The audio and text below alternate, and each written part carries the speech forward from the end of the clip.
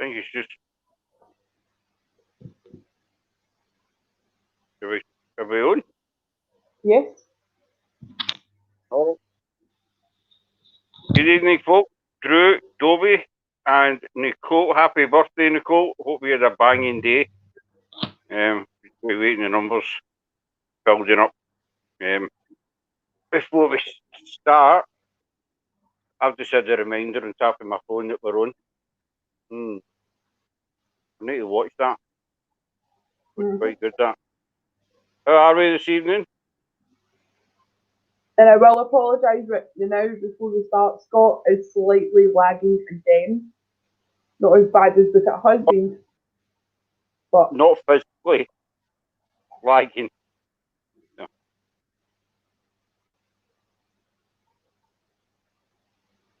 Doorway to the spirits. Evening. Hope you're doing well. Thanks for coming in. As usual, Sarah tells when to start. will you tell me?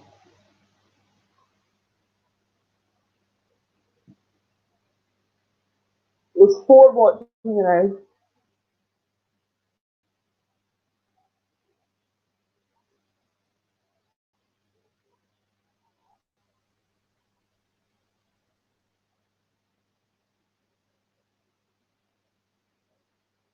Scott keeps sneezing.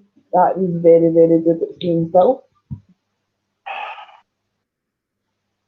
It better not be a night like that last time, because that was just a joke. Anyway, I think Sarah's got a wee introduction she wants to play. Yeah. Do you want me to play it now? There's only 3 watching. Oh, we've got Nicole, Dobie, Doorway to Spirits, and Drew's here as well. Well, maybe count my thing up there saying 3. Right, okay, we'll wait another wee minute or two to see if any more come in. Good idea, Drew. Shade it out. Toby.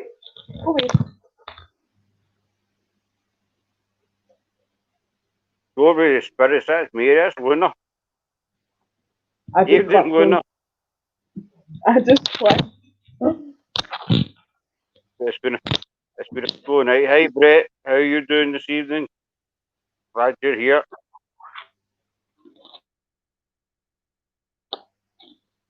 Hope he gets better soon, Nicole. Hope his head clears up.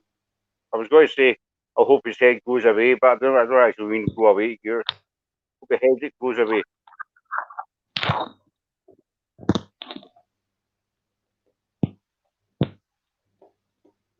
That's Mary's new thing, isn't it? Right. Well, it's up to you, B. Right, I'll put it on.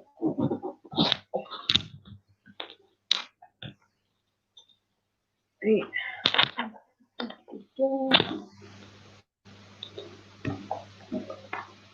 Right, ready?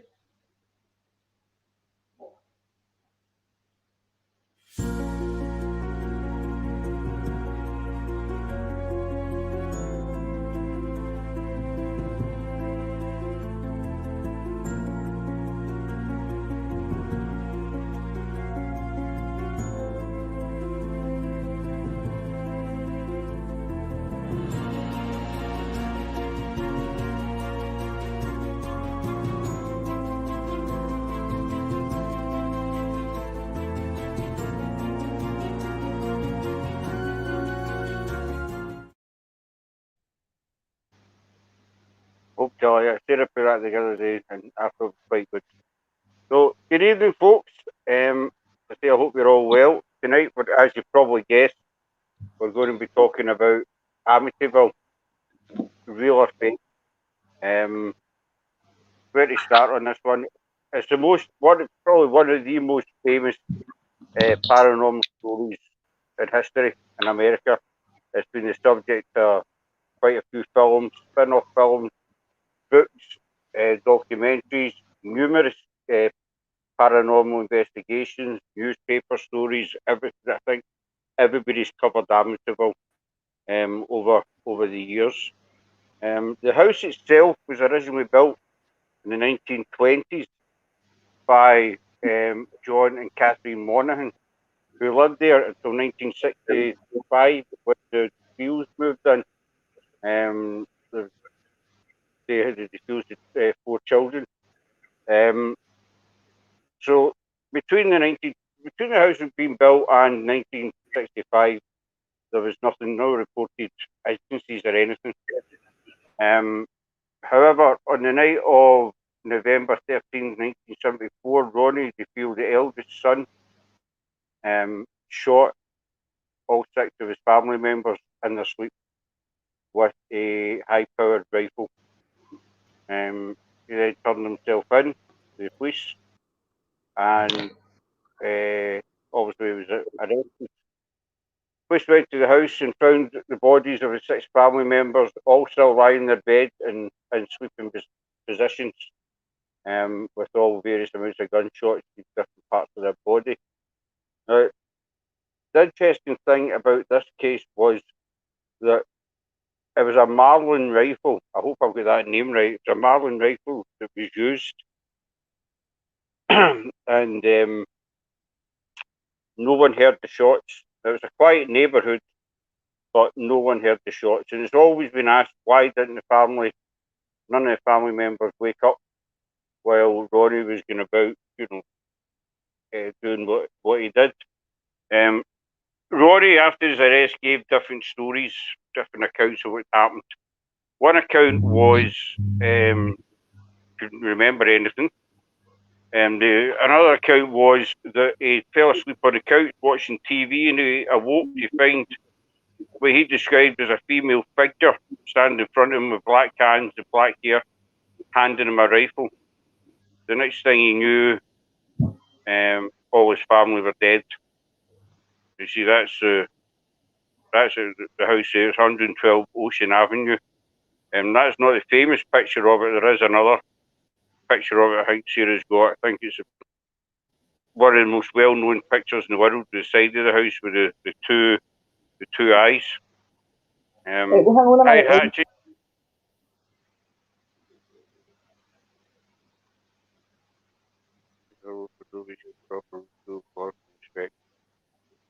Hope you're doing well, Hatchie.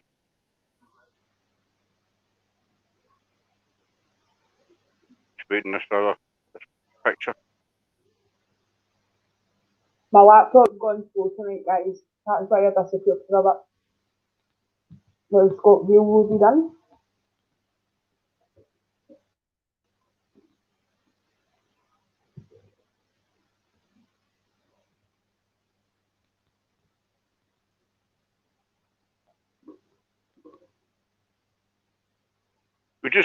We're waiting. I think this picture coming now. And that, as you all know, is probably one of the most famous pictures in the paranormal community. It's a very, very unmistakable picture of the famous house. After Ronnie's arrest, as I say, he gave different accounts of what actually happened. One they couldn't remember. But one thing stood out to the police, that one of the first questions he asked the police was about life insurance on his family, how he would go about collecting the life insurance.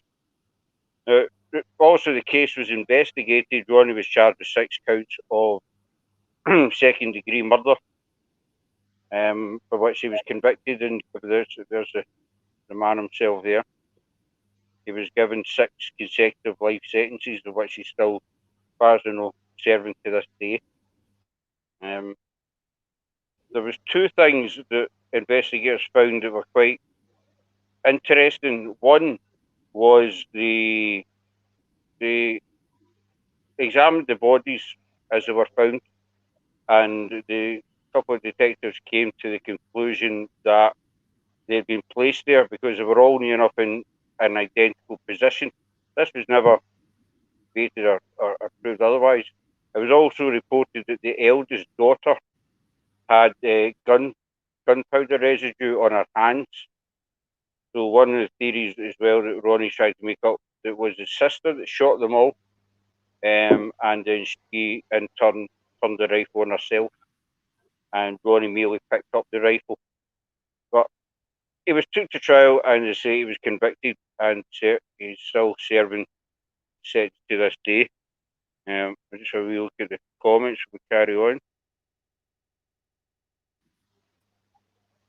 It's quite an impressive picture, Robbie, especially you see it at night time, and it looks even more menacing. So, the Lutzies were the next family to move in. Now, this is where, obviously, I mean, tonight we're looking at whether it was real or fake. Obviously, the feels weren't fake. You know, they were murdered in their beds. But I think the question still hangs about today: did Ronnie actually do it? Ronnie actually gave another account saying it was actually a mafia hit on all his family. So there's still a wee bit of doubt hanging about whether he was actually guilty of the killing. The Lutz family were next to move in. They moved in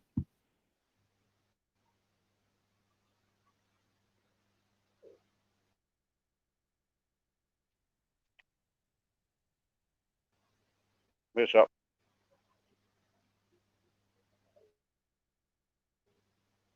Picture the family up.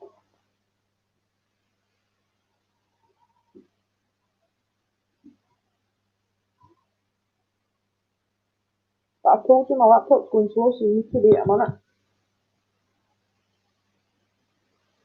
How's it? I'll look in the comments.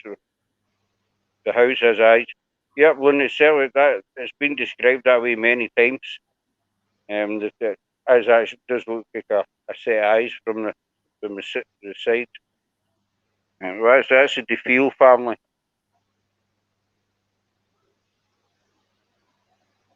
There's a mother, father, two brothers, two sons, and two daughters. I think Sarah's laptop's playing up. It is. Apologies for this, people. I don't know what it is. Sarah was playing up, so she's kind of holding it back a wee bit. That's the Lutz family. Another famous story. I'm sure that's a family that everybody recognises. They moved into the house in December 1975. They only lasted 28 days in the house before they fled, leaving all their possessions behind. They had numerous reports of what happened in the house. They said there was a black demon dog. Things were broken in the house. They kept getting wakened up at 3:15 in the morning. Noises were heard. A priest, father, was brought in to bless the house. He reported being told by a deep, heavy growling voice to get out. So they fled the house after 28 days. I don't want to say his laptop's doing, but pictures keep jumping in and out. Dobby Stokes, he said that he felt he was Dobby. You're right. Ronnie in particular had quite a few run-ins with his father, and this was maybe considered one of the motives for the killing. He was meant to be quite a harsh and brutal man. So as I say, the Lutz family fled. Now, it was after they fled that the story became kind of interesting. This is when doubt started to be shed on whether their story was genuine. The Lutz family contacted two parapsychologists, Stephen and Roxanne Kaplan, and asked them if they would investigate the house. Now, the Kaplans told George Lutz, that they were a public service organisation, and they would report to the public anything that they found.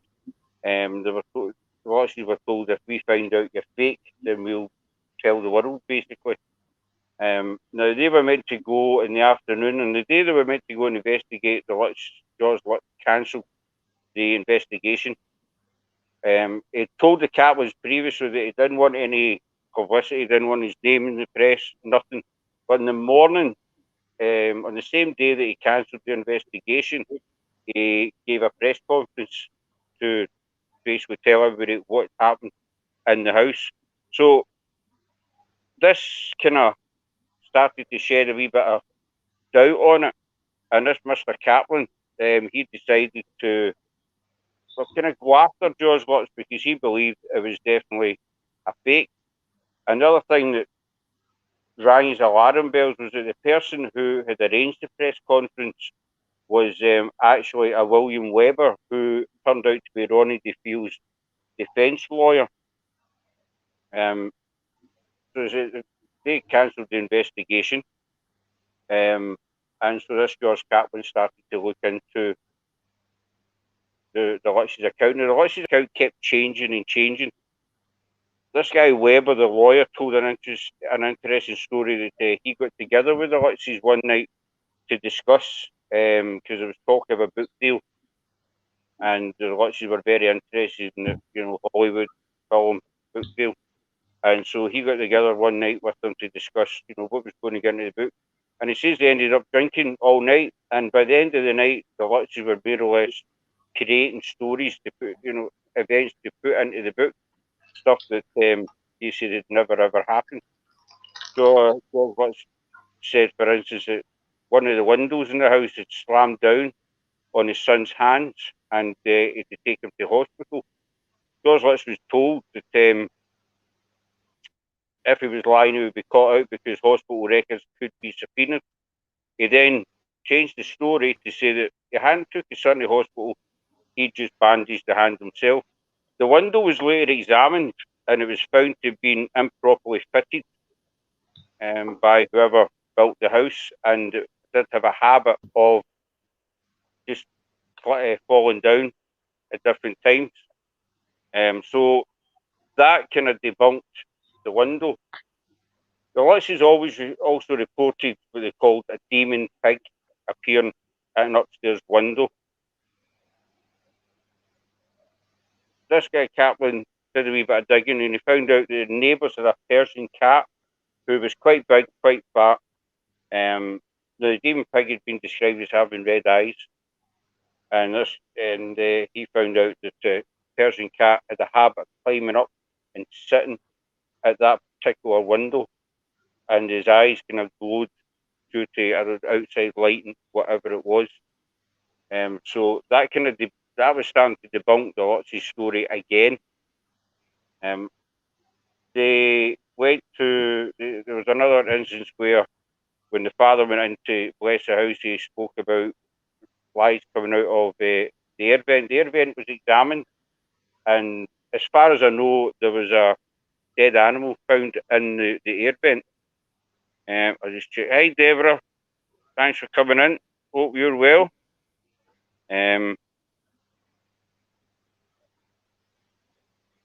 So this was it says that they found some kind of carcass in the air vent. The windows had been shut, the heating had been on, the house had been empty, and so this had created the flies. So that was another thing that was more or less debunked. The book deal went ahead. The book was written and sold millions, but the Lutzes only made $300,000 out of it. And when the book was released, it was discovered there was over 102 different mistakes in the book, from what it said in the book to what the Lutzes actually said. Now there's another picture you'll see. That's quite a famous picture as well. They were calling it the Demon Boy, the Demon Child. This was taken, a group of investigators went in. There was also a film crew went in, and one of the film crew was taking photographs around the house. Now, they said at the time that there was no children present in the house, yet this child was caught here on camera. Some people say the child's a spitting image of the youngest DeFeel child.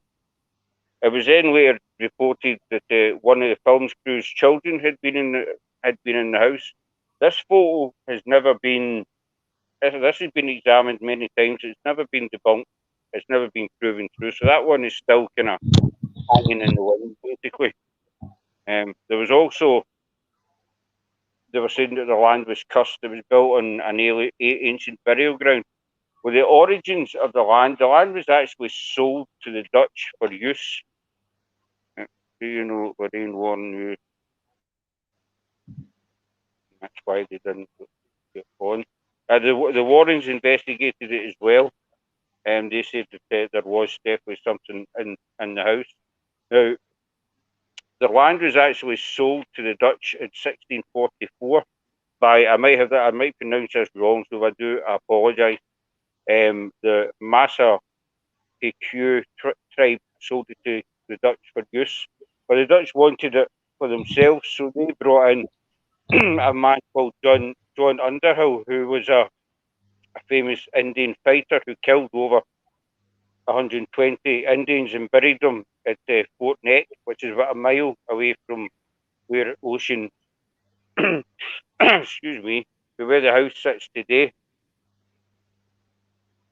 So it was claimed that the land is actually cursed. However, another Indian tribe, I've got the name, actually, I've written some stuff down here because there's all different names and whatnot to this story, folks.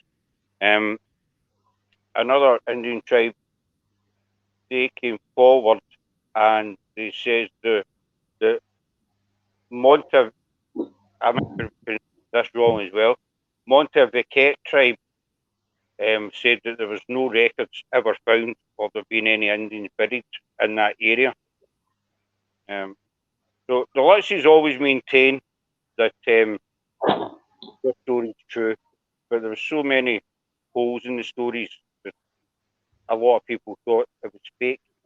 There's been many investigations in it. Some have said there's nothing in the house. The Warrens, as mentioned, they went into the house. Lorraine Warren said that there was definitely something there in the house. So that is one of the most famous stories especially in America. One of the most famous haunted houses in America.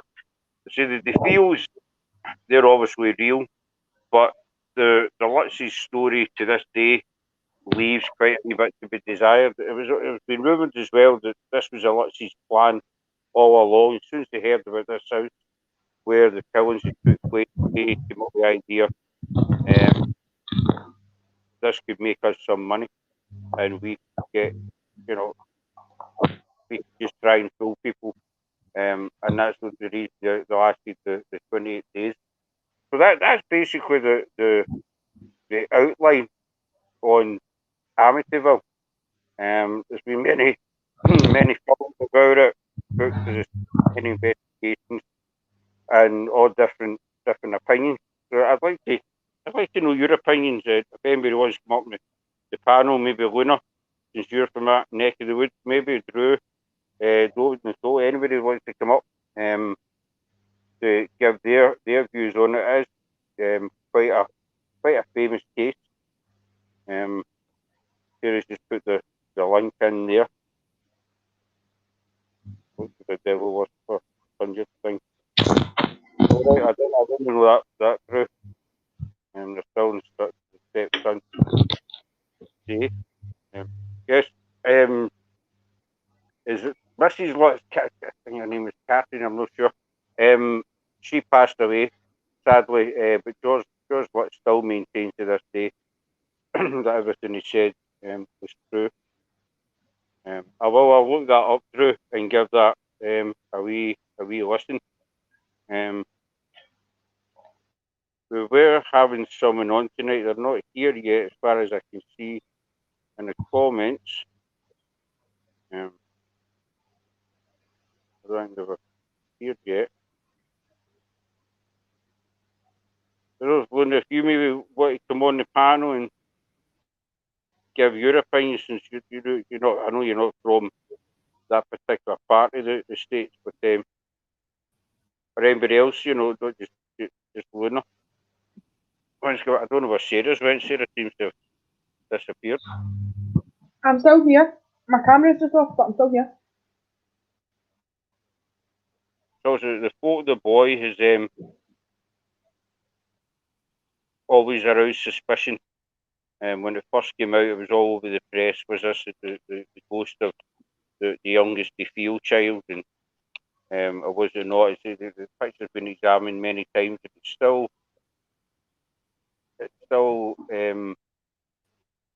hanging in the wind. Concerning the fields, they also found physical evidence to show that the mother, Louise, and one of the daughters, Alison, was still alive at the time of the shooting. So this led to more gossip that the bodies had actually all been placed in the one position, that they weren't shot in their beds. I think it's a bit of a mystery as to how 6 people can be shot 3:15 a.m. in the morning in a quiet neighbourhood and no one hears the shots. The police has said the noise, now I'm not an expert on rifles, but one detective did say the noise from a Marlin rifle can be heard 5 blocks away. So it's just amazing how nobody heard it.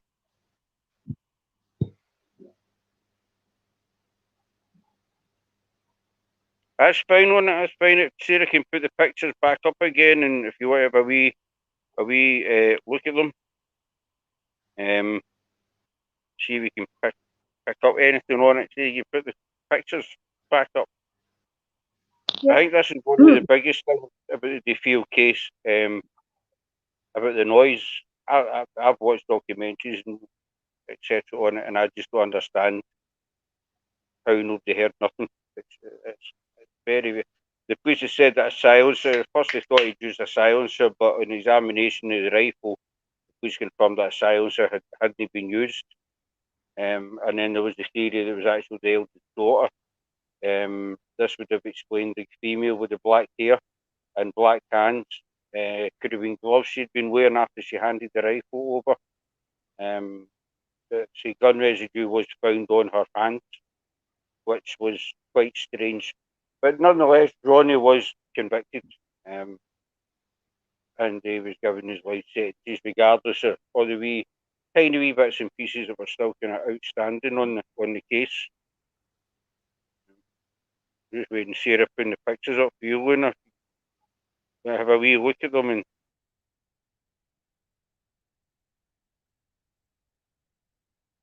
Sarah's still there.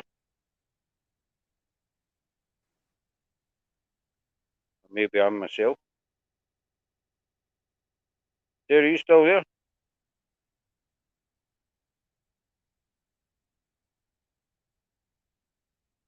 I think her laptop's playing up something bad tonight. I do apologise.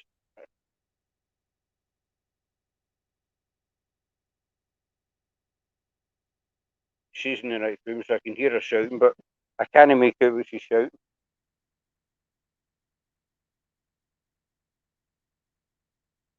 I'll give that. I'll give that a wee look up, Drew. We've got Prime as well. I will give that. But drop your links in as well, folks. Feel free to drop any links you've got. Just fire away with them. I'm just waiting Sarah coming back. She's kind of controlling everything. There's not very much I can do till she comes back. But what you put in comments, what do you think? Do you think maybe the Lutzy story leaves a lot to be desired? Oh, it's fine, Luna. You don't you don't need to apologise at all. You're still here. That's the main thing. You're still here to see, so that's all good. That's all good.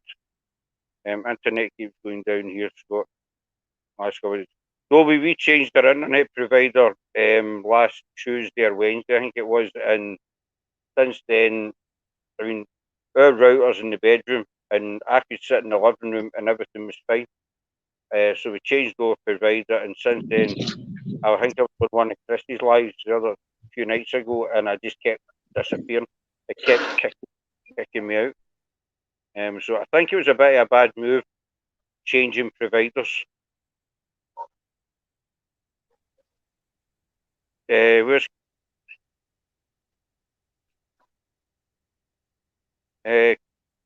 Chris? We know Chris is having a week off, but I don't know where he is tonight. I was talking to him earlier on, but and I says we were on. Who says the bar is across the street? Exactly. Yep. I think that's because of the bar that he turned himself into. He did. I think there was about a 3 hour gap between the killings and him turning himself in. Brett still don't understand no giving the shots and things of it.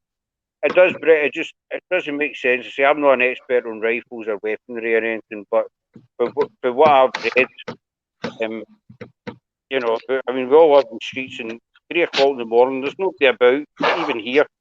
So somebody, as far as a gun or whatever, you do hear it. Um, I don't know what's happening.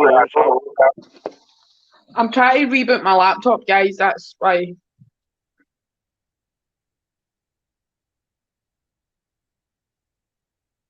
Yep, that's right, Brett. It is. I can hear myself in an echo as well.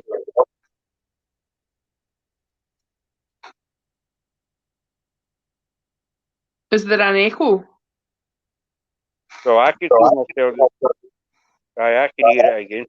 Well, this is fun, folks. It's Monday night and it's all screwed up. I do apologise again. Is that better? Sometimes it's great and sometimes it's a pain in the. Aye, that's better now. That's better. I don't know where Chris is because he was meant to be. I think he's hiding because he was eating my Parma violets last night and he knew he was in for it tonight. I couldn't swear at him last night because it was a Sunday. So I told him last night that he was getting it thick tonight. So I think he's just cowered away, maybe, possibly. But if anybody does hear a gun, that is quite loud. And they also say there was. They came up with there was demonic possession, but I think he gave himself away when he asked the police about life insurance on the family. That's quite an unusual. I don't know what you usual thing, but to be one of the first questions where your whole family's been wiped out, and it can just be described as a slaughter, basically. To ask the police, how do I get the life insurance? That's that really sort of flags up. Oh, there's Chaos. He's arrived now. Evening, Chaos. Good to have you. Sarah, pop the link in if you want to come up. Yep. 2 secs. I'm just trying to. Yes. No, there's now 2 of me. And I don't know why. Dobie saying if people worship have been practiced in the house or on the grounds the house built, there could be some truth to the supernatural side. That's right, Dobie, but see, the family that built the house, they built it in the early 20s and they lived there for nearly 40 years and they had described the house as a happy and peaceful place. Nothing had happened at all in the house until they moved in. So that kind of, I don't know if that shed some doubt on the ground being cursed, as it says there was meant to be Indians buried there, but later investigation showed there was no records of any Indian burials. So, and the family that took the house after the Lutzes, I've not got their name at hand. The Lutzes had described the house as being like a war zone because everything had been broken, doors had been pulled off, windows broke, all the rest of it. The family that bought the house after them said that when they went to see the house, there was nothing wrong with it. Very, very little amount of work was needed in the house. So again, this puts out on the Lutz's story of the house being basically destroyed.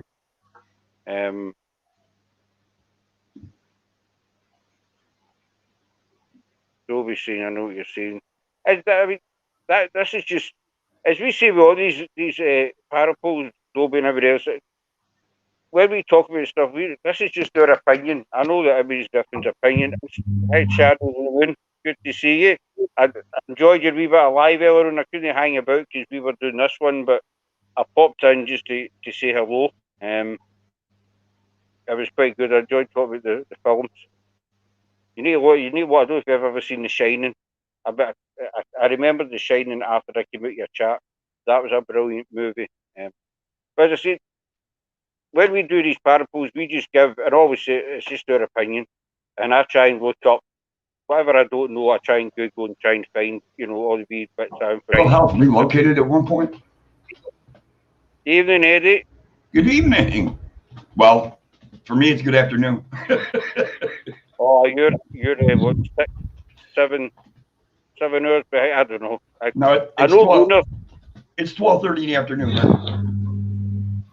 You're 9. That's right. You said last night. Yesterday I was chatting to you. You're 9 hours behind you. Yeah. That's right. That's right. We're getting used to the time difference. We're getting used to. It's amazing how the life changes, but so I don't know if you're out tonight. We're talking about the Amityville story. Right. Give me 1 second. I gotta go fetch chat from YouTube. Right. I forgot to pop up chat. No, you're welcome, Shadows. I'll certainly be back in again. I didn't actually know you were on. It was Nicole who told me you were on, just timing wise. And Danny said what family wanted the house because of what happened there, as he was interested in travelling between realms. So that event opened the door. Yeah, well, as I say, I don't know all the ins and outs it drew, but I do feel that the Litzy's story leaves a lot to be desired. I say there's films being made of the Litzy's story. There was one made of the Field story, but I think it's mostly featured on the Litz. And the jury's out with that one with me. It's really pointing to it being fake. That's just my opinion. I could be wrong. I'm not saying there's nothing in the house. It's very possible there is something in the house. I mean, Ed Marie Warren visited it. Numerous teams have visited it and picked up on various things. The picture that was taken of the little boy, that's still never been debunked to this day. Somebody said that there wasn't any kids. Somebody else said yes, there was a kid running about the house at the time. Somebody said that the picture, the wee boy, is the spitting image of the youngest DeFeo child. So it's until somebody can actually prove the picture right or wrong, who knows? But this is what these kind of parables are about. We kind of pick a subject, pick a topic, say a wee bit about it, and as we like to get people's opinions on it. Sometimes we might get it wrong. Sometimes I'll get some of my facts wrong. I try to, I try to Google and research as much as possible. There's nothing worse than coming on a live and saying to people, right, this happened and that happened, and you get your dates wrong, or names, or places all wrong, and you just make a total ass of it. But I try and Google as much as I can and take notes, because my memory's quite bad. My memory's shocking. So I write whatever I don't know, I tend to write down. But then my writing's that bad that see when it comes back to reading it, I can't read it. So I kind of struggle to read my own writing. I write like a 5-year-old, seriously. I write like a doctor. I hope there's no doctors here, by the way. Hi, Misty, how are you? I actually write like a doctor, and I cannot read my own writing at times. I don't know what's happening with Sarah. I'm here. So you have a good call. I like to. Your flowers were lovely. Your flowers were lovely. Andy's a very nice guy. It's the most protected house in America now. Has been blessed and is part of Jesus Christ buried on the land. I can believe that, Drew. It's got to be one of the most famous houses in America. And so it will be protected. I mean, one of the documentaries I was watching, they were talking to neighbours, and one neighbour said that back at that time after it happened, excuse me, after the Lutz family left, it was just crazy. The place was just swamped with tourists, sightseers, and they were grabbing bits off the house, digging up parts of the grass and what have you, just so they could have a souvenir of this possessed demonic house. Charles, Chris, Dan, their sister. Who hell?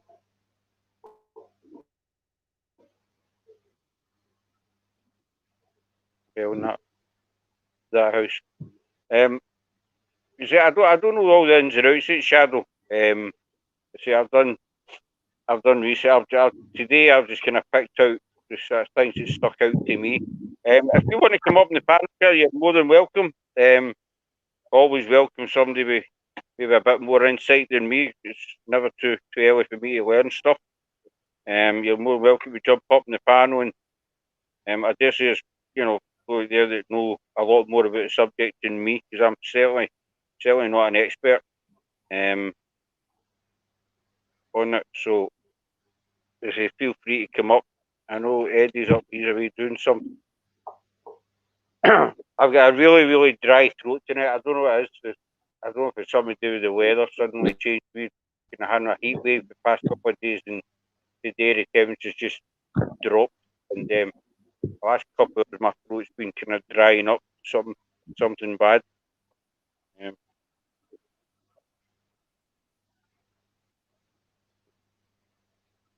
Misty, it is very creepy looking, but I wouldn't mind a wee wander around it. I dare say Drew and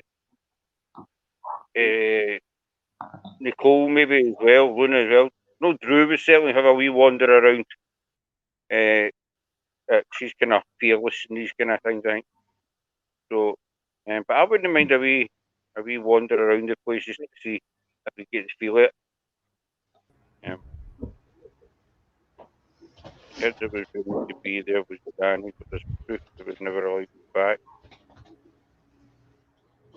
Kid that was there, Danny, there was proof they were never allowed back. After they left with Lorraine, and there's been a few weeks there with those two kids. So, mate, 2 seconds. I think it's just me. Can't read your comment right. Well, somehow I ended up booting myself off panel. The kid that was rumored to be there was Danny, but there's proof they were allowed back. They would not go to no kids. So it could have been Danny then. Welcome back, young man. I wish I was young. Oh, we're all young. We're all young at heart, or up here, we're all young kind of thing. Sarah's laptop is playing up tonight. We had a couple of issues with it, so just warning you. But I think we're getting on not bad, folks. We're getting there. We'll get there eventually. We're struggle. We always do. So what's your take, Eddie, on the Amityville story? The only thing I really know about the Amityville is what Shadows tells me, and I mean she knows a lot about that story. Shadows, it'd be good if you wanted to come up in the panel. If you, as I say, I've only done a lot of research, so I'm always one of these people who wants to learn, new stuff, Especially that I've watched many a thing about the Amityville, and it's always fascinated me. But it is a fascinating story, One of the biggest mysteries is why nobody heard the gunshots, as I was saying earlier on.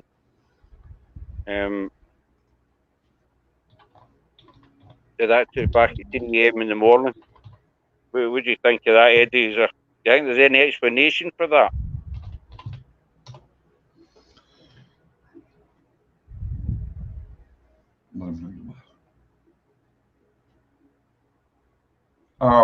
Shadow says right now she's going to eat, but she said thanks for the offer to come up. No problem. Anytime we're on, you're welcome to come up anytime, not just tonight. Anytime. There's Drew saying yes, I'll go anywhere. We know you. Drew's a wee bit of a paranormal warrior.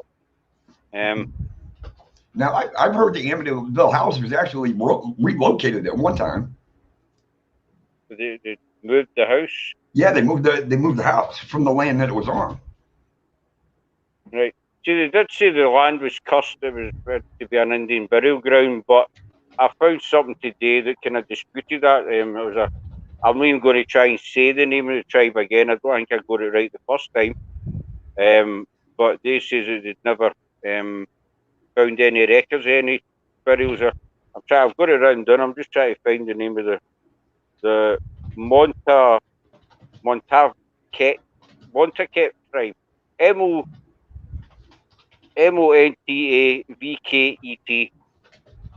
They say that there was never any record of it being a burial ground. Um, so Well, from what I want to understand too, it wasn't really moved that far from where it originally sat. hmm I never knew had been moved. I'd always thought just that was had been the same. Had been the same location.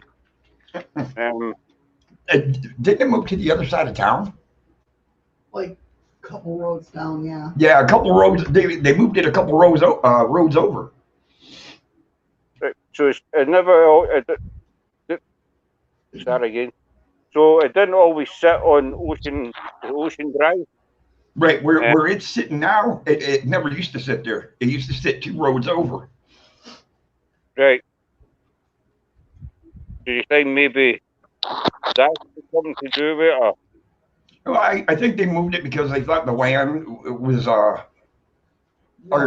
they moved it because the people were showing up. Oh yeah, that's right. The reason why they moved it is because nobody could get any peace there. It was always traffic, cameras, tourists, and everything else. So they moved it out of that area to try to get it away from everybody else's house.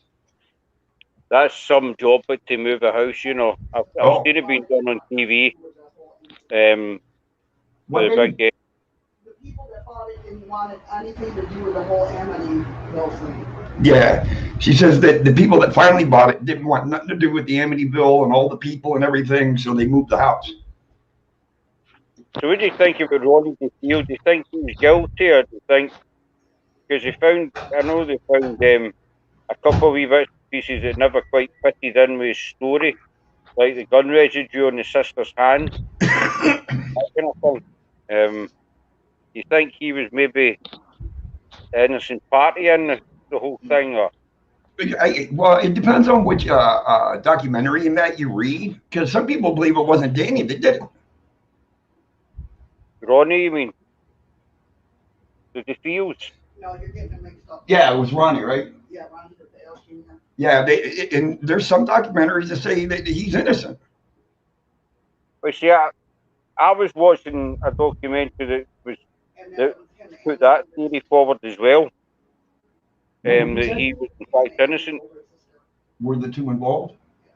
Oh, and then Shadow saying that there's stories that say it was Ronnie and his older sister that did this together, and then he killed her.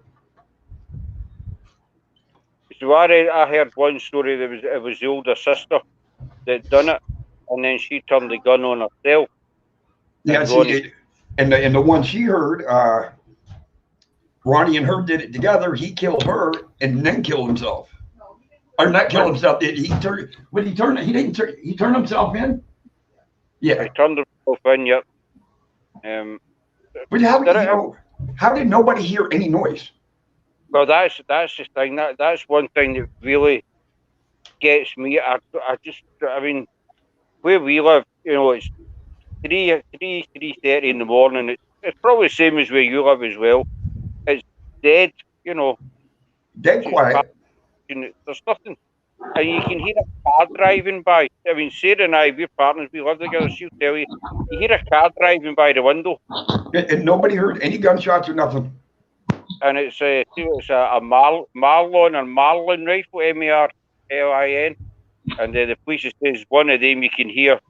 You hear it from maybe 4 or 5 blocks away. Now I don't know the size of a block.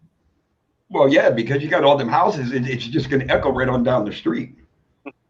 And how did nobody in the house wake up after the first gunshot? That's another thing that doesn't.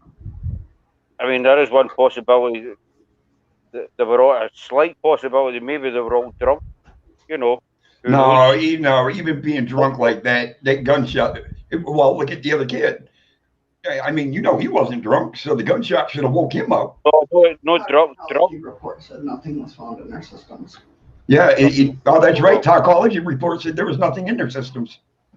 It's it's just a theory I had. Maybe they were all guilty of something, but it just doesn't make sense. Just does not make sense. No, nothing about it adds up.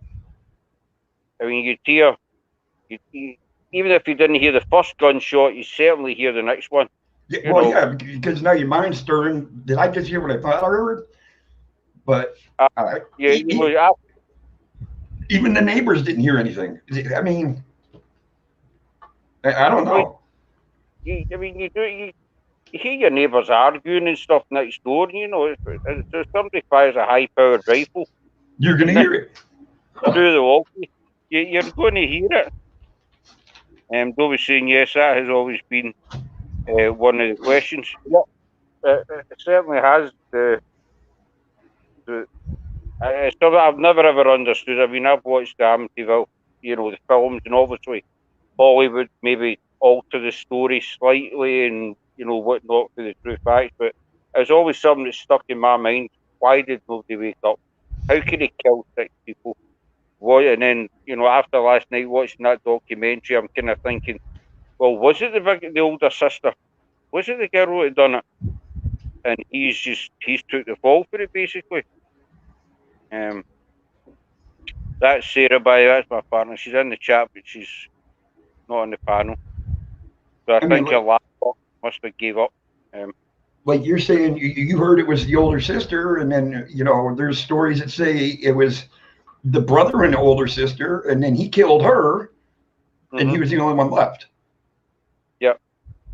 See, so I don't think it would have been her because he would have been dead and she would be alive. Well, that's it. That story does make sense, but then they say that they found gunpowder residue on the sister's hand. So they're saying, well, how did the gunpowder get onto the sister's hand? Because they were supposed to both have done it together. That's why they say there was only blood splatter in her room. What do you mean? Even though she was found in her bed like the other kids. Shot in the back of the head? Right. There was blood splatter in her room. And not in his? Not in anybody else's. Oh, so Shadow just brought up a good point. The only place in the house that they found blood was in her room. And nowhere else. Yep, and nowhere else. See, that's strange as well there. So would they do kill him in her room and then take him back to their own rooms and put him in bed? No, that's the arguing why she was involved. Oh, that's the argument because that was the only place that there was blood.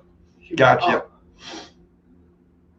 Drew's saying they only wanted to kill their parents, but the wee brother stirred, so she shot him, and he shot her and the rest of the family. So he says now. So he wouldn't mention paranormal things happening there. Any interview does now. So this is a big thing. Is the house possessed? Is the ground cursed? Is it paranormal or not? I mean, the cases they feel is just straightforward murder. Premeditated murder. Whoever was responsible, whether it was Ronnie and his sister, or just the sister, or just Ronnie, that's premeditated murder. I don't think anybody's ever going to get the truth out of that, of what really happened. No, I mean he'll die in jail. Yeah. And well, that's the thing too, though. He might say something when he's on his deathbed.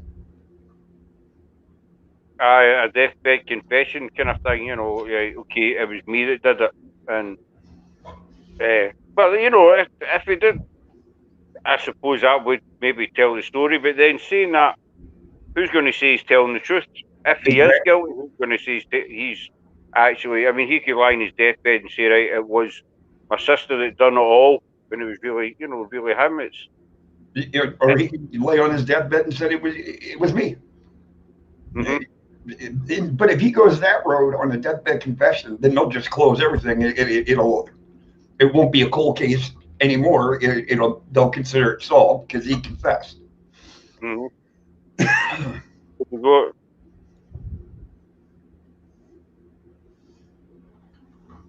the thing, because of the bar across from it, made it so people doubted what they heard. I'm not sure what you mean, Drew. Sorry. Apparently, what she's saying there was a bar across the street because of all the noise and everything. People. Oh, right, the noise in the bar, right? I got you now, Drew. Sorry, I lost it there for just a wee second. Well, bars are quite noisy, so you could be standing there having a beer and thinking, was that a gunshot? Was it no? And that brings up another question, though. If this bar is like most bars close at 2 in the morning. This happened after 3 in the morning. Well, it says he woke up at 3:15. For some reason, he remembered the exact time, I think. Yeah, that was weird to remember the exact time. He said he was quite thinking about 3:15. We all know that is meant to be the kind of witching hour and what have you with the trilogy and etc. But because one of his stories was that he fell asleep in front of the TV, woke up, there was a girl standing in front of him, black hair, black hands, handed him a rifle. And, that was one count.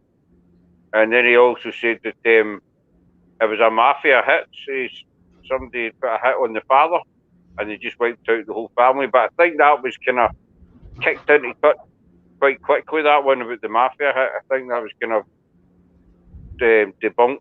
I heard not long after the book came out. That I can believe. You see, I think George Lutz was quite no disrespect to him, but at first he said it was on years he just blamed himself and his sister. He did blame his sister. But, there's a few... I watched a documentary on the Lutz family and some of the stuff that they'd done after it. But it was quite, suspect, basically. Some of as I said earlier on, he said about the window falling on his son's hands, and he told him, I had to take him to the hospital. So he was told, where's the hospital records? We can subpoena them. And as soon as he heard that, he totally changed the story. He said, no, I never took him to the hospital. But I treated them myself. They examined the window, and it was proved that the window had been improperly fitted, and it was known randomly just to fall down. I don't think he wanted to fully admit that he did it because at that point he knew it was an automatic death sentence.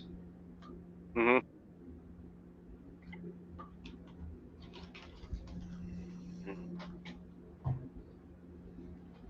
You're getting it too mixed up.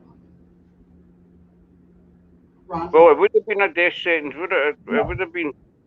The Lutz family is the one that we watched the interview with Chris and Danny. Yeah. That's a whole different family. I know, but Ronnie's the one in prison, right? Yes. That's what I just said. If he would have fully admitted to doing it, it was an instant death penalty. Right. I didn't get him confused. I know the Lutzes are after that family. Okay, my bad. I'm tired. Is that you getting told there? Yeah. She's giving me the third degree on something I actually said right. I'm not used to it. No. That's true. She's not used to me being right sometimes. Oh, grab that one, my friend, and keep it. Keep that one. Every time I'm right, though, we got to mark it on the calendar because I'll be like, you know what? I was right yesterday. Leave me alone today. You say to them, do you remember 3 months ago when I was right about something? Or these are precious times in life when you're right. But it would have been an instant death sentence for him. Yeah, must say he did. The only thing Lorraine one picked up on was activity in there for the pig demon who was seen by Danny before they moved there. You see, the pig demon, I watched it. There were somebody explained that once. Seemingly, the next door neighbours had a Persian cat who was quite large, and it was one of the field children who, I think it was one of the who referred to him as a pig, and the cat had a habit of climbing up on this particular window and looking in, and so they say this is where the demon pig story came from, because you remember the original film, you see the two red eyes staring in the window. Right. So they say this was actually the cat that had been doing it. So it's quite. I mean, people. It's made millions. You know, between film, book, etc. It's made millions for people. Luna's still listening. Missy's saying Lutz was an ape. He's got that kind of look about him, Mister. You know, I've watched the documentaries and you see him, and he's got that kind of controlling look, and if he would do kind of anything, and he wouldn't have a conscience about it. You know, and personally, I think the Lutzes were a fake.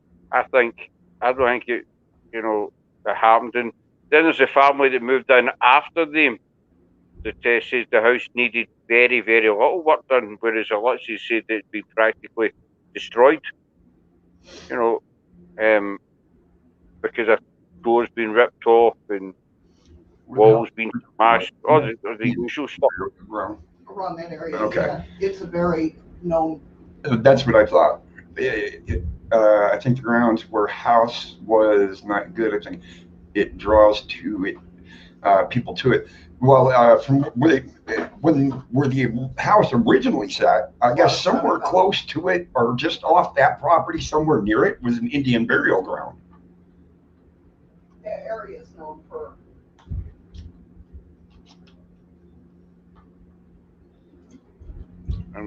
She's listening. I'm the grounds where the house is buried.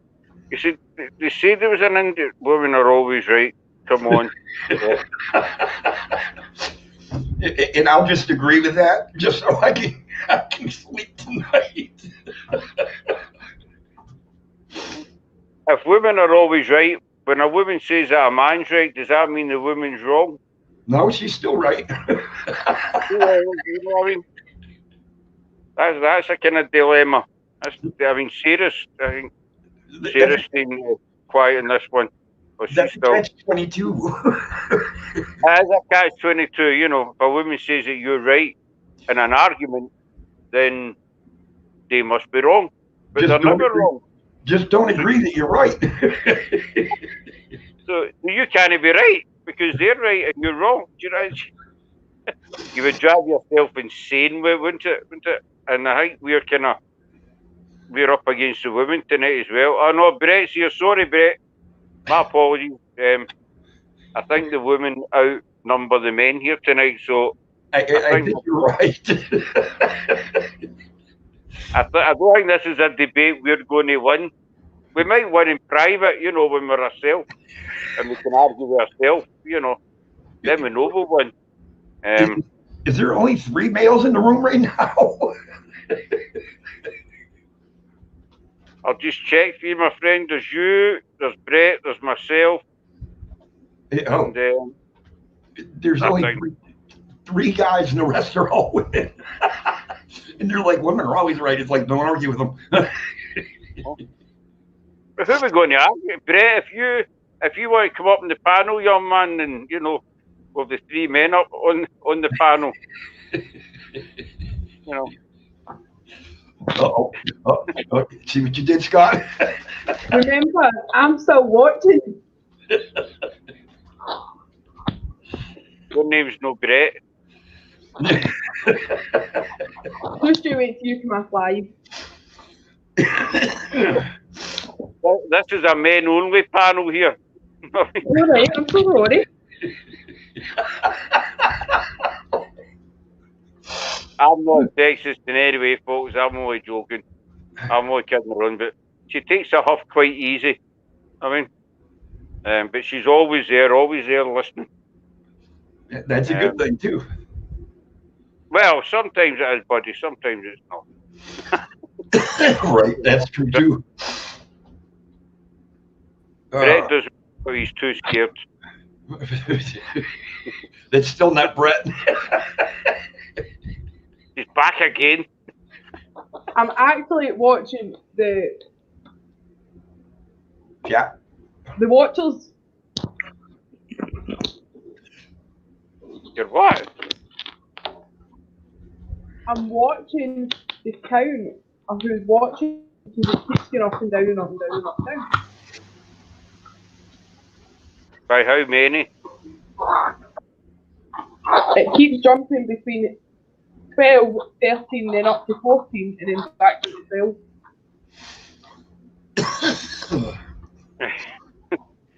Drew, a coffee tomorrow would be lovely. Yes, that'd be very nice.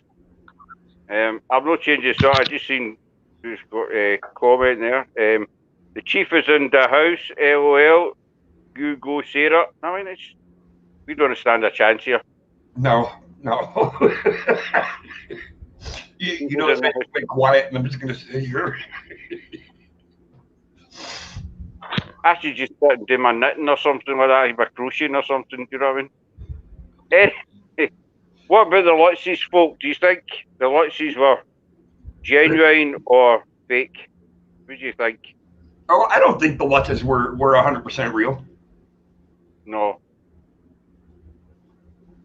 Well, they had George Lutz had hoped to make a lot of money, but I think the total he made was, I said they were on $300,000. Yeah, to me, they just exploited that place for the money. I mean, I don't know how much the whole thing's made, you know, the films and the book and everything. Oh, yeah, absolutely. Lee Shadows even said the movies that they have out on that, they're so over-exaggerated. But they've made quite a few kind of spin-off movies from it as well. Especially, you see, I see them on Prime. I've not watched any of them, but there's quite a few spin-off movies as well on Prime about it. There's Missy Cat saying fake. And you notice all the ones that are done too, there's something different about every single one of them. There's always something changed in it. Yep. Yeah. Something more is added to it. Because I think they're out trying to outdo each other. You know, they're so we watched that film, so let's make ours a wee bit more exciting. We'll stick something else in. Yep. And then it just snowballs. It just keeps adding and adding, and then it just gets to the ridiculous stage where it takes the focus away from the original story. You know, everybody forgets the original story because there's that many films being made on top of it that everybody forgets what's underneath. Just like you're saying, people talk about it now, and half of them don't even know a third of what the actual story was that they first came out with. Because it's changed so many times. As I said earlier on, I don't know the full story. I mean, you know, I know a wee bit about it. I'm by far no means an expert on it. And I Googled some bits and pieces today that I thought might be interesting. You know, some things that did they fit in the, you know, in the Lutz's story and what have you. I Googled them. But I mean, I'm by no means an expert, as I say. So a lot of people don't know the full ins and outs of it. Even when the story was first released and everything, nobody even knew the truth then. I think lots of bits were added on, you know, by people. I think it's the same as everything. Somebody hears a story, and then by the time he gets to the 10th person, it's completely changed. You know, somebody might, for example, hurt their thumb. By the time he gets to the 10th person, they're in hospital with a broken leg. Yeah, or he had a heart attack or something. And then you see the guy walking down the street. You say, "I thought you had a broken leg." What? No, I banged my thumb.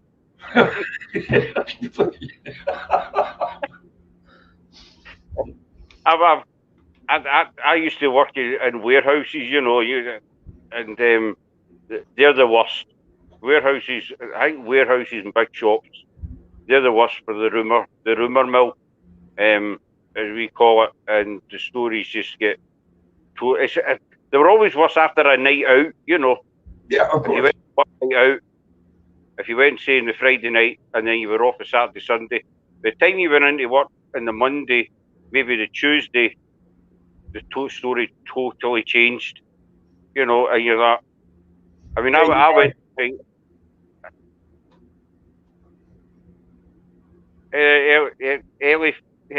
Eli, sorry if I'm not pronouncing that right, Eli family, welcome. I hope Eli. you're well. Eli, right.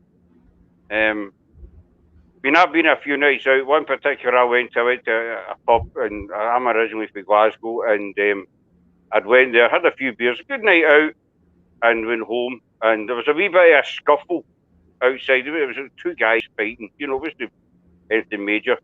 But A the regular Monday I went fight. into work. The Monday I went into work, and I heard the stories.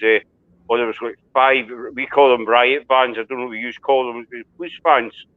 There was 5 riot bands outside, and loads of police cars. The street was cordoned off. I think, wait a minute, I was there. No, I wasn't. There was 2 guys punching each other. How drunk did I get? I don't remember any of that. They turned into a major crime scene because 2 guys have fell out, you know, and like, blue and white tape and do not cross. What pub are you talking about? Because I was there, you know. And they were dragging bodies out, and people were missing limbs and stuff, you know. And it's just one guy had his arm in his pocket for the doctors to stitch it back on, so he didn't lose it, and it just gets insane. Yeah, And they threw him in the back of a car and rushed him to the hospital real quick. And it turns out the guy got a taxi home. You know what I mean? That was it. You know. Hey Ron, how you doing? Welcome aboard. You know, I think that's what's happened with Amityville over the years. People just put their own spin on it.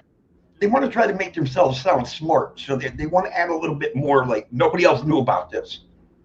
Mm-hmm. So they add that little bit in there, and then somebody will run and go, "Oh my God, did you hear what he just said?" I mean, it was, and then it's changed again already at this point. So, so some people they do it for attention. Yeah. I think, well, you know, they'll go, well, I know this. And so they tell one person, as you say, that person will go to somebody else and say, do you know what he just told me? So everybody runs to this other guy. What happened? And he's standing there telling us this big, long saga.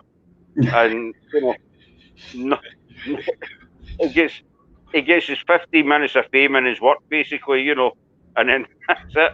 Right. And it's just for attention. I think Amityville became the largest, longest running soap opera ever. You know, and it's still running to this day. Exactly. It's still good. Folks, feel free to drop your links in. Anybody that's here, just fire away. Drop them in as many times as you want. You have to hear the way Danny tells you step by step how it all came about. He goes back at age 40 odd and visits Lorraine Warren along with the original investigated. Please, everybody watch. Well, whereabouts is that on YouTube or tell us whereabouts that is, and I'll give it a wee watch. And what's the name of it?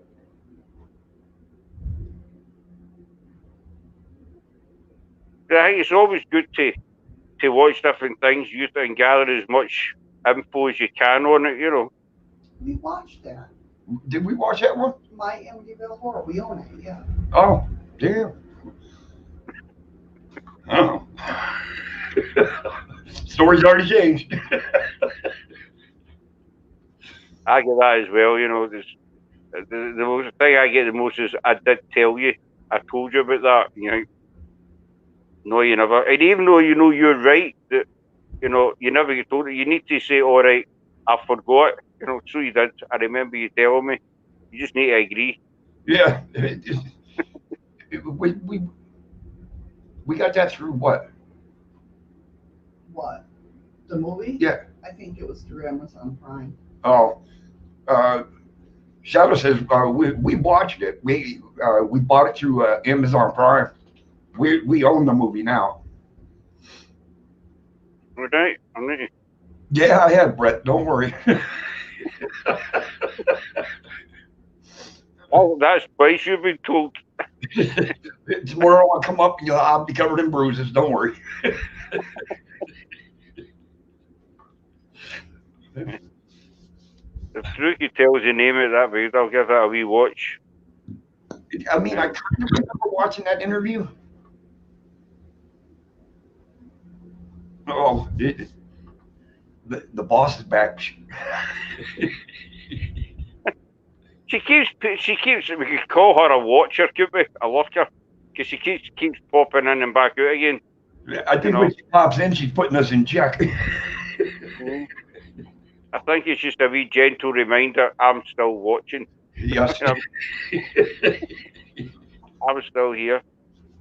Yeah. But I think sometimes you can watch that much that you actually forget what you've watched. Yeah, because we watch a lot of movies. I mean, we watch a lot of movies. Like documentary. Yeah. Oh God, do we watch a lot of documentaries? I'm the same. I watch. It's mostly crime, paranormal stuff. Yeah. I watch a lot of American prison stuff. I think your prison system's fascinating. I think it's the kind of thing they need over here. Sarah Poppins. Yeah, Drew, that's the name of it. Shadows told me. Trust me, she told me.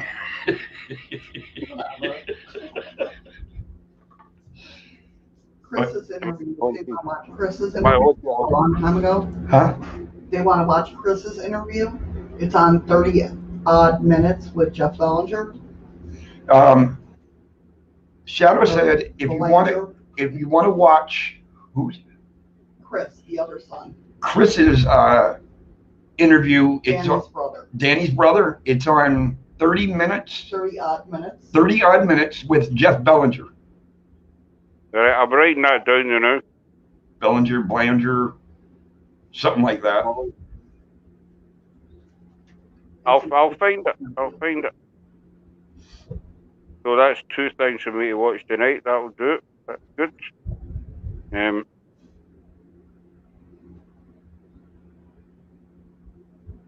I watch paranormal things, history, music, and you guys.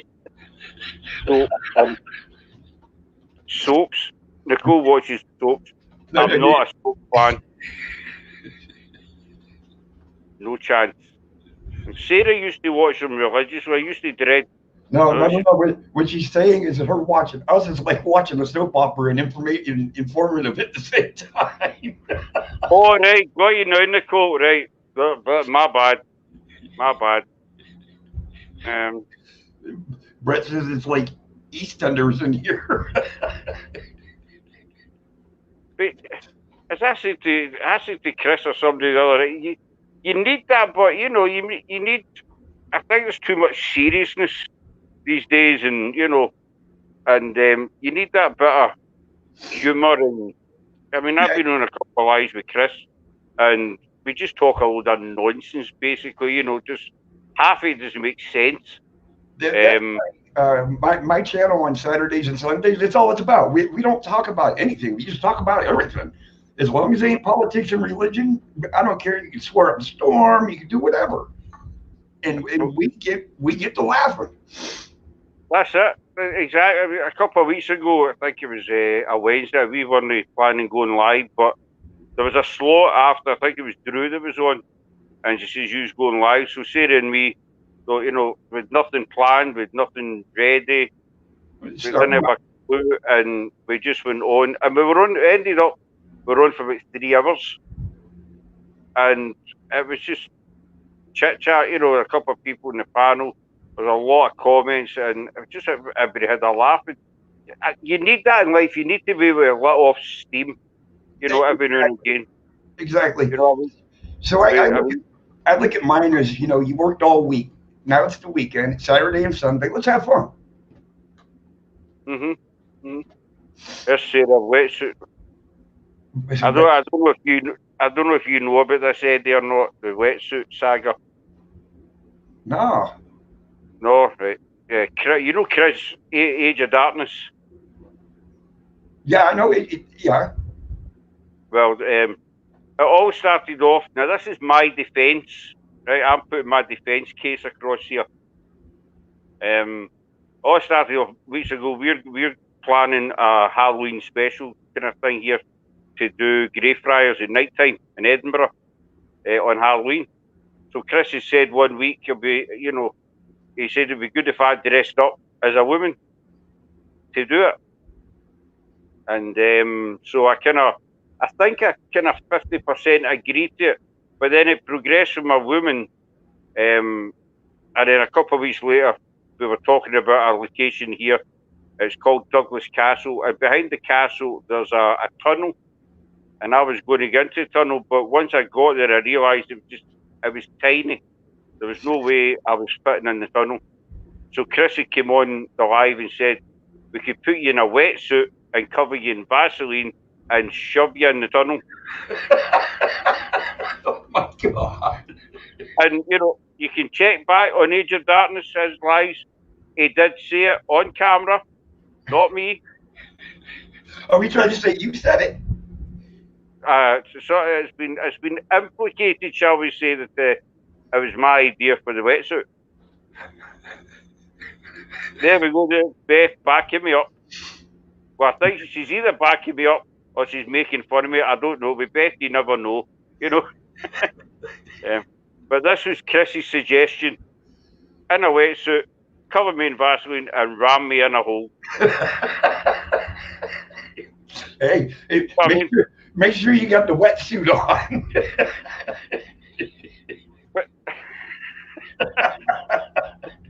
The thing is, what kind of mind comes up with that idea? A demented one. You know what I mean? I mean, he lives in a small village, and I will say this: there's a lot of sheep about. There's a lot of cattle on that about. You know, so you know, who knows? But you know, I would never say to one of my pals, "I'm going to stick you in a wetsuit and cover you in Vaseline." And shove you in a hole. In a hole. You know, because you know, I mean, in Glasgow, you'd get your head in your hands if he says that, you know. And so it's never a thought that's come out of my head. But so this is carried on week after week in various different lives about the wetsuits. And then Hatchie, he created an image of I don't know if Hatchie's still in with us or not. It was a set of waders with a diving mask and a fishing rod. I think that's the right one. So he brought that up, you know. So that's what Sarah was talking about with the wetsuit and the waders. So you know, this is what you're involved in here, Eddie. That's all right. Stay behind you. Like I said, doing what I do on Saturdays and Sundays, this is small cake. All right. You know Andy K that comes in. You can hear how he can get going. Oh God.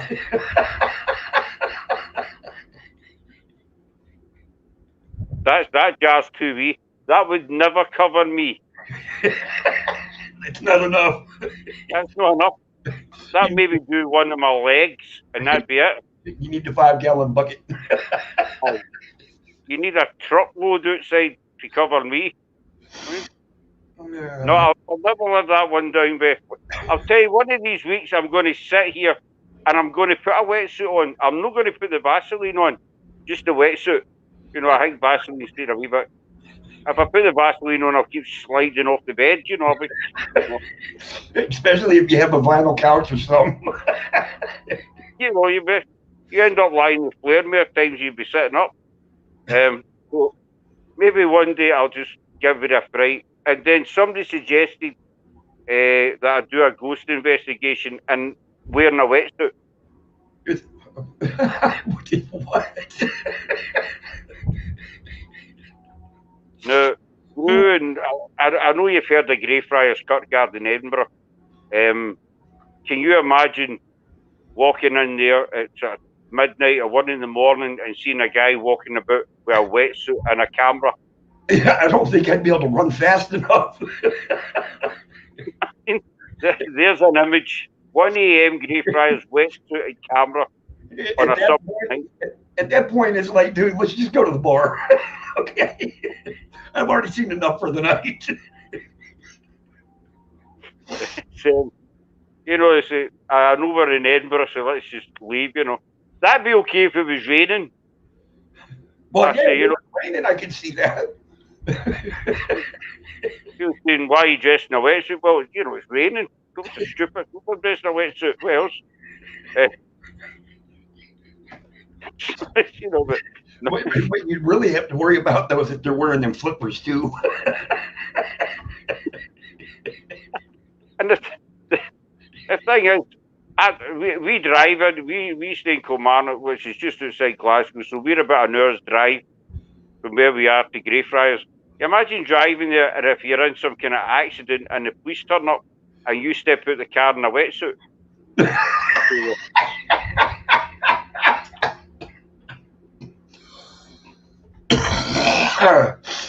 Alrighty then. That's just wrong in so many ways, isn't it? It's just virtual asylum. That's somebody dressed up for Scottish summertime. That's what they're doing. You imagine going to the beach and that walks out the water towards you. Brett says we're in a virtual asylum. Okay. But we do try, Brett. We do try. Everybody line up for your meds. Well, I mean, I think we were on a live last night, and I think, was it last night or the night before? And I think we went about 17 minutes before the wetsuit get brought up. It always gets brought up at some point. I think. Well, now I got a piece of ammo.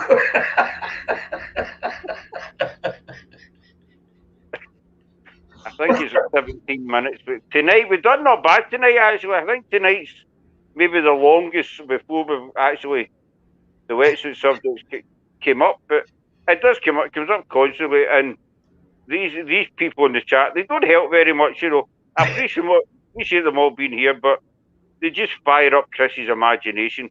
He's a very, very weird man at times. Dobie will testify to that. Oh, that's right. True, it did. Another week, Eddie, they tried to pimp me out as well. They had an auction. To see who would pay money for me for a night, to spend a night with me. Not in that sense, just spend a night, go starting or something. So they were trying to pimp me out as well with a wetsuit.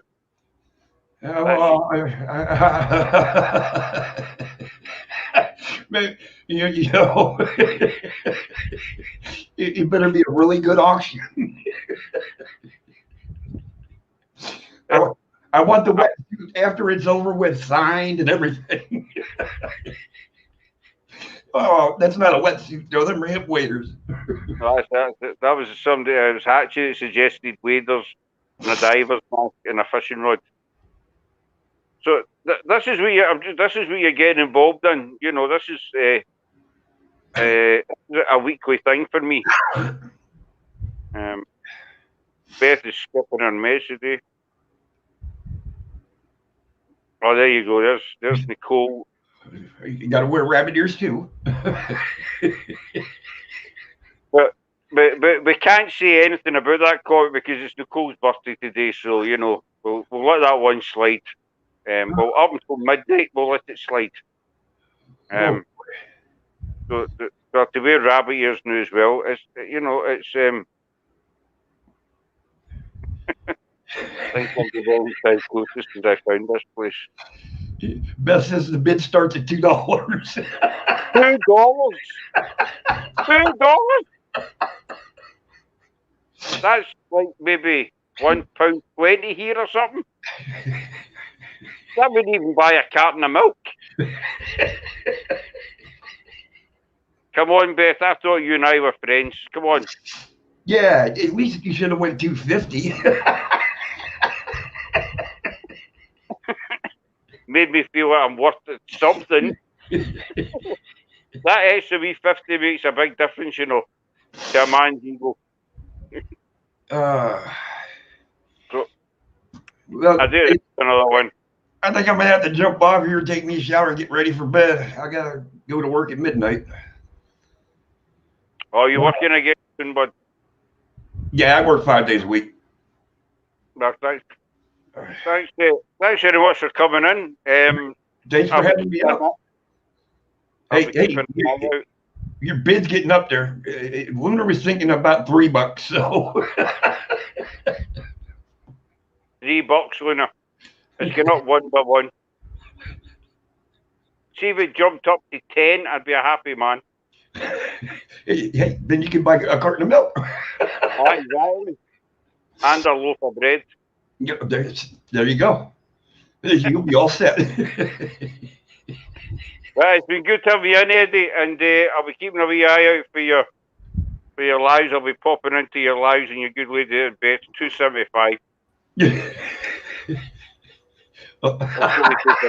She got 10 for you.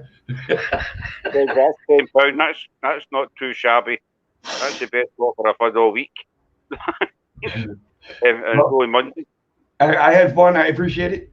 Thanks for having me up on panel, everybody. It was nice meeting you all. I'll try to get to everybody's channel every chance I get to give you the view, give you the thumbs up, and have fun. Same with you, my friend. You take care. I'll talk to you real soon, and your good lady there as well. Take care. Be safe. You got me on Messenger, so just feel free to drop a line. I will do, bud. I'll talk to you very, very soon. Okay. Cheers. Thank you. Cheers. Thank you. Oh, so you're back? Yeah. Uh-huh. Very, very quiet all night. Very quiet all night. It's been quite minus 50 pence. Brett's is minus 50 pence. Mary outbid me.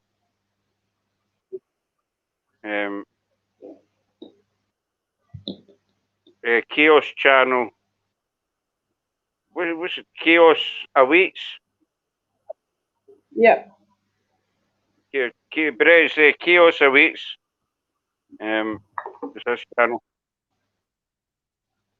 But I thought he's been quite good tonight. We kind of go off the subject of Amityville. If you want to pop your links in, folks, feel free. Oh, thank you very much, Drew. But you know, I've only been bid $3. That £10 that Peter showed you, that's probably right back in her purse anyway. You know. Right back in her purse. You just put it in front of the camera, then whipped it away. It's okay, Dobby, for the now, but it'll go away again. It keeps coming and going.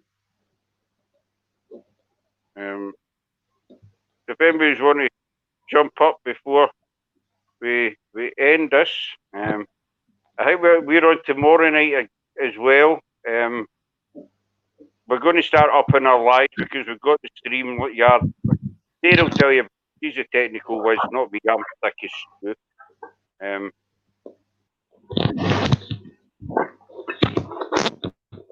I don't think she's listening. Yes, so we've got StreamYard Plus, StreamYard Premium, so we're going to start doing more lives. That's right. That is, Beth. That's bang on. I told you you had a gift, Beth. You are certainly a gift because you are bang on with that one. Totally bang on. Andy's asleep in the WhatsApp, so I can't. We need to get you on the D live. I think Sarah was looking at that. Toby, Luna, she was looking at the D live thing.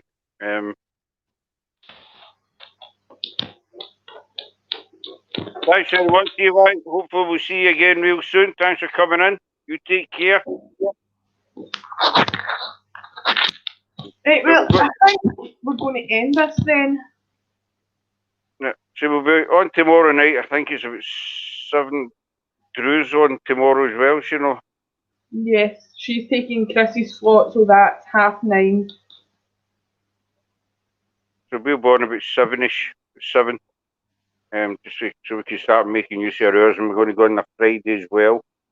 Because we found there's a lot of space between kind of like 5 p.m. and kind of 8 p.m. our time that's not being used by anybody. So we thought, well, you know, we've got the hours, so we're going to use it up. Tomorrow night it's just general chit chat. There's no serious stuff, no series allowed. So it'll be wetsuits and waders then? Wetsuits, waders, and divers helmets. Aye, whatever you want, you know. That's what I'm going to call it. That's what I'm going to call it tomorrow night. Wetsuits and waders. That's fine. Wetsuits and waders tomorrow night, folks. No serious. If you got a serious face, then tell your story walking, as they say. Only happy faces. See you, Mr. Thanksgiving tomorrow. And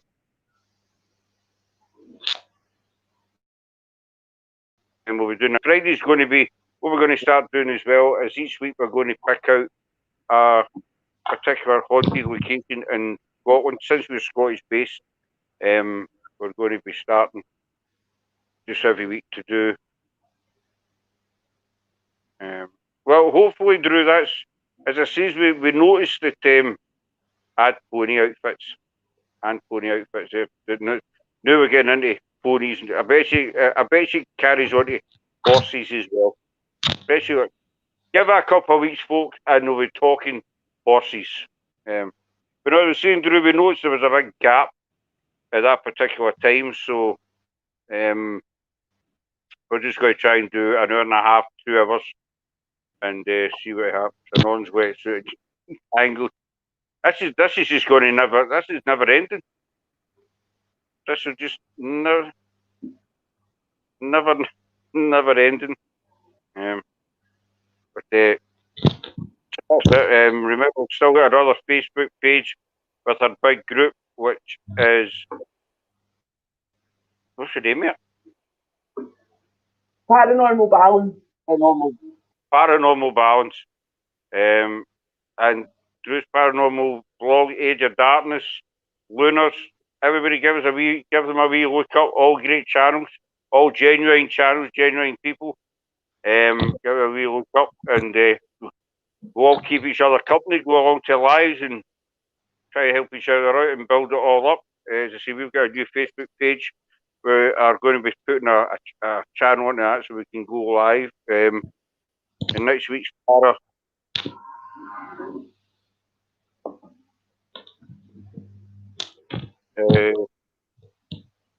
It's gone. I'm going to tell you next Parapole is gone. Well, we're live on Wednesday night as well. Wednesday is the second instalment of Mary Queen of Scots Life. That's our history. I'm going to make a wee announcement here, folks, because I'm buzzing about it. It's not until next month, but I got it confirmed today. Next one in September. We're not sure what date it is. We'll be on a Monday night where Parapole. We will have Daniel Moss from the Hunt. Now, if you're not familiar with them, they're a big team in the UK. They've already got 2 seasons plugged on Amazon Prime. Their 3rd season's coming out in October. So I was talking to him today, and he's going to be coming on Parapole. He's got a lot going on just now. He says as soon as he's done with that, he's going to come on Parapole one Monday night and give us all a wee insight into, you know, his side of the paranormal. So, I say a lot of people probably don't know who he is, but to me, I'm buzzing. I was quite happy to get a hold of him and get him on. So, but that's a few weeks away yet. But I think we're going to end it here.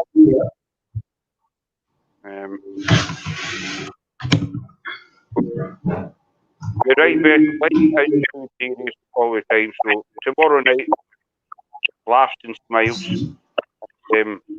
Thanks very much for coming along. Take care and stay safe, everybody. Look after each other, and we'll talk to you soon. Bye for Bye-bye. now.